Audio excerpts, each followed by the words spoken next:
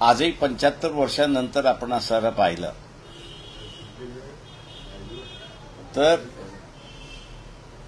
पुन्हा आरएसएस भारतीय जनता पक्ष यांनी दाखवून दिलं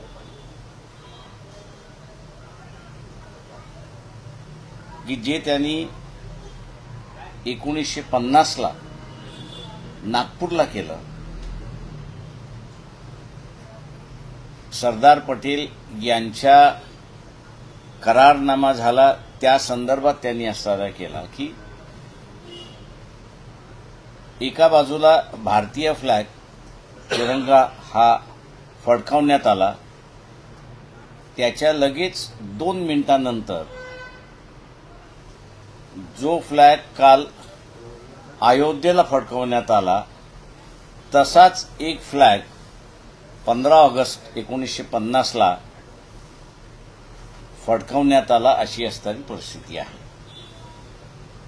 त्याच्यामुळे आरएसएसनी भारतीय संविधान मान्य केले असं कुठेही दिसत नाही. 75 साल झाले तरीही असणारे या ठिकाणी हा प्रश्न निकाली निघाला नाही.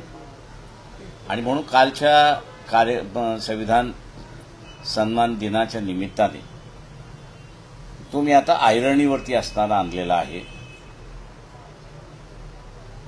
की संविधानवादी एका बाजूला आणि संविधान विरोधी एका बाजूला हा कुठेतरी एकदा फैसला झाला तर मी असं म्हणेन की आज आपली असणारी इंडस्ट्रियल किंवा मिलिटरी डिपेंडन्सी ही दुसऱ्या देशांवरती आहे आणि ती आपल्याला असणारं एक्सप्लॉइट करता येत, त्याला कुठेतरी असणारं फुल स्टॉप घालता येईल अशी असणारी परिस्थिती आहे.